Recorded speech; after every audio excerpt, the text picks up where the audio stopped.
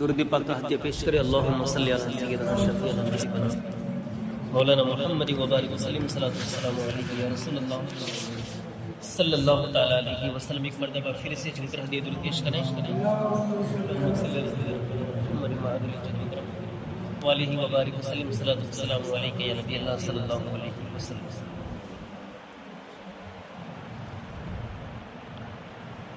اللہ تبارک و تعالی نے جناب حضرت صالح علیہ السلام کی دعا سے چٹان سے جو اونٹنی نکالی تھی، اس اونٹنی پر ظلم و ستم کرنے سے حضرت صالح علیہ السلام نے اپنی قوم کو کہا تھا کہ کسی طرح کی زیادتی اس اونٹنی پر نہ ہونے پائے. یہ اللہ کی زمین کے اوپر جہاں چاہے گی وہاں چرے گی اور تالاب کا پانی پی گی. اور اللہ تعالیٰ نے اس کے دودھ میں اتنی برکت دی تھی کہ اتنا زیادہ دودھ دیتی تھی کہ وہ سارے کے سارے لوگ پیٹ بھر کے پیتے بھی تھے اور اپنے گھروں کے برتن بھی بھر کے رکھا کرتے تھے. لیکن بغض و حسد کی بنیاد پر ان لوگوں نے اس اونٹنی کے ساتھ زیادتی کی. فَكَذَّبُوهُ فَعَقَرُوهَا، تو انہوں نے آپ کی تکذیب کی. تکذیب مطلب آپ کو جھٹلایا. پھر اونٹنی کی کوچے کاٹ دی، اونٹنی کے پیر کاٹ دی. حضرت صالح علیہ السلام نے جیسا ہی کہا تھا کہ اس پر زیادتی ہوگی تو اللہ تبارک و تعالیٰ کا عذاب تم پر آ جائے گا. جب اونٹنی کی کوچے کاٹ دی تو آپ نے انہیں کہا کہ اب عذاب قریب آ چکا ہے. فَأَقَرُوهَا فَقَالَ تَمَتَّعُوا فِي دَارِكُمْ ثَلَاثَةَ أَيَّامٍ ذَلِكَ وعد غیر مکذوب. تو انہوں نے اس کی کوچے کاٹی تو صالح علیہ السلام نے کہا اپنے گھروں میں 3 دن برت. کتنے دن؟ حضرت صالح علیہ السلام نے فرمایا کہ تم اب اپنے گھر میں 3 دن برت لو، یعنی کہ 3 دن نفع حاصل کر لو. 3 دن جتنا فائدہ اٹھانا ہو اپنی زندگی سے فائدہ اٹھا لو. یہ وعدہ ہے کہ جھوٹا نہ ہوگا. یہ کس کا وعدہ ہے؟ اللہ رب العالمین کا وعدہ ہے. تم نے وہ کام کر لیا ہے جو کام تم کو کرنے سے منع کیا گیا تھا. اب تم اپنے گھروں میں 3 دن کاٹ لو. 3 دن جتنا نفع اٹھانا ہو اپنی زندگی سے اٹھا لو. حضرت صالح علیہ السلام فرماتے ہیں یہ وعدہ ہے جو جھوٹا نہیں ہوتا. اب دیکھو اونٹنی کو قتل کرنے کے بعد 3 دن کی مہلت زندگی. 3 دن کی مہلت کیا؟ 3 دن ان کو زندگی کے ملے. جب حضرت صالح علیہ السلام نے انہیں ڈرایا کہ اب صرف 3 دن تمہیں اپنے گھروں میں رہنا ہے اور نفع حاصل کرنا ہے، پھر تم عذاب میں مبتلا ہو جاؤ. تو قوم نے کہا کہ وہ 3 دن ہم پر کیسے گزریں گے؟ کیا کہا؟ وہ 3 دن ہم پر کیسے گزریں گے؟ آپ نے کہا پہلے دن تمہارے چہرے زرد رنگ کے ہو جائیں. کیسے؟ پیلے. پہلے تمہارے چہرے زرد رنگ کے ہو جائیں گے، پیلے ہو جائیں گے. دوسرے دن ان کا رنگ سرخ ہو جائے گا، مطلب لال ہو جائے گا. اور تیسرے دن سیاہ ہو جائے گا. کیا ہو جائے گا؟ سیاہ، یعنی بلیک، کالے ہو جائیں گے تمہارے چہرے. چوتھے دن تم پر عذاب آ جائے گا. یہ اللہ کے نبی نے فرمایا پہلے دن تمہارا چہرہ کیسا ہو جائے گا؟ پیلا ہو جائے گا. دوسرے دن لال ہو جائے گا اور تیسرے دن کالا ہو جائے گا. چوتھے دن تم پر کیا ہو جائے گا؟ مسلط عذاب ہو جائے گا. اگرچہ چہرے سیاہ ہونے پر انہیں عذاب کا یقین آ چکا، لیکن جب تک علامات پر یقین نہیں آ رہا تھا اس وقت تک انہیں ایمان اور توبہ کی توفیق نصیب نہ ہو سکی. اور جب انہیں یقین ہوا اب توبہ کرتے بھی تو اس کا کوئی نفع نہ ہوتا، کیونکہ نا امیدی کی حالت میں توبہ اور ایمان قبول نہیں ہوتے، ہے نا. اب مرنے پڑے، اب اللہ تبارک و تعالیٰ کا عذاب سر پہ منڈلا رہا ہے، اب کوئی امید نہیں ہے. اب اس کے عذاب کی حال، اب اللہ تعالیٰ کی طرف سے جو عذاب آ رہا ہے کالے چہرے پیلے پڑتے ہوئے دیکھے، چہرے لال ہوتے ہوئے دیکھے، چہرے کالے ہوتے ہوئے دیکھے، تو پتا چل گیا کہ ہاں صالح نبی نے جو کہا تھا ویسا ہی ہو رہا ہے. اور جب کالے سودھی چہرے ہو چکے ہیں تو سمجھو کل ہم پر عذاب آنے والا ہے. تو اب توبہ کی تو توفیق جو کہ ملی نہیں، اور ملتی بھی، اگر توبہ کرتے بھی تو ان کی توبہ قبول ہوتی نہیں. کیوں؟ اب تو لاسٹ ٹائم ہے ان کا، مرتے وقت کچھ قبول ہوتا نہیں ہے. اسی لیے رسول پاک صلی اللہ تعالی علیہ وسلم ارشاد فرماتے ہیں کہ جیتے جی توبہ کی توفیق ملے تو سچی توبہ کر لو، ہے نا. کیونکہ مرتے وقت تو فرعون نے بھی کہا تھا، فرعون کو جب دریا کے اندر جب ڈوب رہا تھا فرعون، تو ڈوبتے ڈوبتے کیا کہا تھا؟ میں ایمان لایا موسیٰ اور ہارون کے خدا کو. ڈوب رہا ہے، مر رہا ہے، گھس رہا ہے پانی کے اندر، تڑپ رہا ہے. تو مرتے مرتے اب اس نے دیکھا تھا کہ موسیٰ کے آگے اور اس کی جو قوم تھی اس کے آگے تو دریا نے اپنا سینہ پھاڑ دیا تھا، اس کو راستہ دے دیا، لیکن پھر بھی سمجھ میں نہیں آیا. اس کی قوم نکل گئی، حضرت موسیٰ نکل گئے، پھر پیچھے وہ اور اس کا لشکر ڈوب رہا تھا. تو ڈوبتے ڈوبتے کہہ رہا تھا کہ یہ سچا ہے. اب میں ایمان لایا موسیٰ اور ہارون کے خدا پر. تو اب اس کا ایمان لانا قابل قبول نہیں ہے.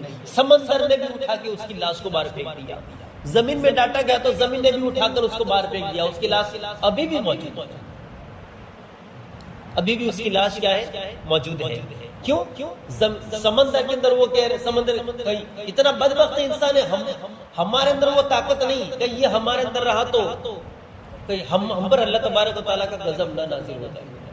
زمین کہہ رہی تھی کہ اتنا بدبخت ہے کہ اس کو میں اپنے پیٹ میں بھی نہیں لے سکتی، کیونکہ اتنا بدبخت ہے کہ کہیں اس کی وجہ سے مجھ پر اللہ تعالیٰ کی طرف سے عذاب نہ ہو جائے.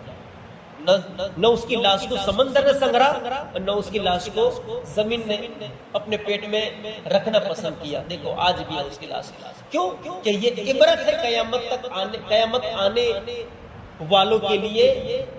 یہ اس کی لاش کا ہے عبرت ہے کہ جب کوئی بندہ حد سے بڑھتا ہے اور اللہ تبارک و تعالیٰ کی بارگاہ میں ایسا گنہگار بن جاتا ہے اور ایسا کفر شرک میں ڈوب جاتا ہے تو اللہ تبارک و تعالیٰ ایسے کو پھر ایسی سزا دیتا ہے، اور قوم اور اپنے مخلوق کے لیے وہ کیا عبرت بنا کر رکھ دیتا ہے.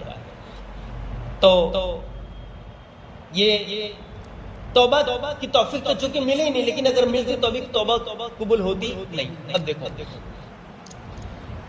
اب جو کوچے کاٹی تھی اونٹ کی، وہ کتنے لوگوں نے کاٹی؟ کسی ایک انسان نے کاٹی. لیکن قرآن کہتا ہے سب نے کاٹی. مطلب کیا؟ جو کاٹنے والے تھے، کاٹنے والا جو تھا وہ تو ایک ہی تھا، لیکن اس کے اس کام سے سب راضی تھے. اس کے اس کام سے سب راضی. کسی نے روکنے کی کوشش بھی نہیں کہ بھائی غلط کام کر رہا ہے، کہ اللہ کے نبی کی یہ اٹھنی ہے اور تو ایسا مت کر. سب کی رضا تھی. تو سب کی رضا تھی، اس لیے قرآن نے پھر سب کو لپیٹے میں لے لیا. کیونکہ ہاں سب کو لپیٹے میں لے لیا، کیونکہ تم سب کی رضا اس میں تھی، اس لیے تم سب کے سب گنہگار ہو. اب دیکھو جو 3 دن تھے، ہے نا، 3 دن تھے. 3 دن کے اندر کیا کرنا چاہیے؟ گریہ وزاری کرنا چاہیے کہ نہیں کرنا چاہیے؟ چوتھے دن عذاب آنے والا ہے، مر جائیں گے، ختم ہو جائیں گے، فنا ہو جائیں گے، ہمارا نام و نشان نہیں رہے گا. کیونکہ نبی نے کہا تو گریہ وزاری کرنا چاہیے، معافی مانگنا چاہیے. اللہ کو خوش کرنے کی کیا ہے؟ ایسی اللہ کو خوش کرنے والے کام کرنا چاہیے. یہ نہیں کہ اس 3 دن میں ان لوگوں نے کیا کیا معلوم ہے؟ صالح علیہ السلام کو قتل کرنے کی سازش کرنے لگے. حضرت صالح علیہ السلام اور اس کے گھر والوں کو، ان کے گھر والوں کو کیا ہے کہ مارنے کی سازش کرنے لگے. قرآن نے 9 لوگوں کا ذکر کیا ہے کہ وہ 9 لوگ تھے جو حضرت صالح علیہ السلام کو مارنے آئے تھے. اندر انہوں نے ایک پلان کیا تھا. کیا پلان کیا تھا؟ کہ اب راتوں رات صالح کو اور ان کے گھر والوں اور اس کے ساتھیوں کو ختم کر دو. 9 لوگ اپنی کھلی تلواروں کو لے کر حضرت صالح علیہ السلام کے اوپر کیا ہے کہ حملہ آور ہونے کے لیے آئے تھے، لیکن اللہ تبارک و تعالیٰ نے جب وہ نہیں کہتے کہ فانوس بن کر جس کی حفاظت ہوا کرے وہ شمع کیا مجھے جسے روشن خدا کرے، ہے نا، انہوں نے تو خفیہ طور پر یہ سازش کر رہے تھے کہ راتوں رات ان کو کیا کر دیں گے، ختم کر دیں گے۔ اب کیا اللہ تعالیٰ ان کی سازشوں سے واقف نہیں ہے؟ اللہ تعالیٰ تو جانتا ہے کہ میرے نبی کے خلاف اور میرے نبی پر ایمان لانے والوں کے خلاف کیسے کیسے کارنامے یہ لوگ کیسے کیسی سازش کر رہے ہیں، کیسے کیسے منصوبے تیار کر رہے ہیں۔ تو اللہ تعالیٰ نے بہت اچھی بات قرآن کریم میں بتائی۔ اللہ تعالیٰ فرماتا ہے وَكَانَ فِي الْمَدِينَةِ تِسْعَةُ رَهْطٍ يُفْسِدُونَ فِي الْأَرْضِ وَلَا يُصْلِحُونَ، اور اس شہر میں 9 شخص ہیں، کتنے؟ 9، جو فتنہ فساد برپا کرتے تھے اس علاقے میں، اور اصلاح کی کوشش نہیں کرتے تھے، اور اصلاح کی کوشش بھی نہیں کرتے۔ قالوا تقاسموا باللہ لنبیتنہ وأہلہ ثم لنقولن لولیہ ما شہدنا مہلک اہلہ وإنا لصادقون ومکروا مکرا ومکرنا مکرا وہم لا یشعرون۔ اللہ تعالیٰ فرماتا ہے انہوں نے کہا آؤ اللہ کی قسم کھا کر یہ حد کر لیں کہ سب خون مار کر صالح علیہ السلام اور ان کے اہل خانہ کو ہلاک کر دیں گے۔ تو شرک کیا تھا کہ قسم کھا کر قسم کھاؤ کو چلو ہمارے ساتھ صالح علیہ السلام کو اور ان کے گھر والوں کو کیا ہلاک کر دیں گے، پھر کہہ دیں گے کہ اس کے وارث سے کہ ہم تو سیرے سے موجود ہی نہیں تھے، صالح علیہ السلام کو اور ان کے گھر والوں کو ہلاک کر دیں گے، مار دیں گے۔ پھر ان کے بعد صبح میں جب معاملہ آیا ہوگا سب کو پتا چلے گا تو ہم تو کہہ دیں گے کہ ہم تو وہاں موجود ہی نہیں تھے جب انہیں ہلاک کیا گیا، اور یقین کرو ہم بالکل سچ کہہ رہے ہیں۔ اور انہوں نے جب خفیہ سازش کی، کیسی سازش کی؟ خفیہ سازش کی، اور ہم نے بھی خفیہ تدبیر کی۔ سبحان اللہ، وہ کیا سازش کرتے تھے؟ اللہ تعالیٰ فرماتا ہے کہ انہوں نے خفیہ سازش کی، اللہ فرماتا ہے پھر ہم نے بھی خفیہ تدبیر کی۔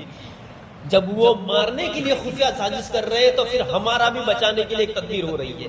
اللہ اکبر، تدبیر کی، وہ ہماری تدبیر کو سمجھ ہی نہیں سکے، اب وہ تدبیر کیا تھی اللہ تعالیٰ کی بچانے کی؟ اللہ اکبر، انشاءاللہ اس کو میں کل بتاؤں گا۔ اللہ تعالیٰ کی بارگاہ میں دعا ہے، وہ 9 لوگ آئے تھے مارنے کے لیے، پھر اللہ تعالیٰ نے ان کو کیسے بچایا کل سننا۔ اللہ تعالیٰ کی بارگاہ میں دعا ہے مولا تبارک و تعالیٰ ہم سب کو صراط مستقیم پر چلنے کی توفیق عطا فرمائے، اور مولا تبارک و تعالیٰ ہمیں ہمارے نبی پاک صلی اللہ علیہ وسلم کی وفادار امتی بن کر رہنے کی توفیق عطا فرمائے، ایمان پر مولا ہم سب کا خاتمہ عطا فرمائے۔ استغفر اللہ ربی من کل ذنب واتوب الیہ۔ السلام علیکم ورحمۃ اللہ وبرکاتہ۔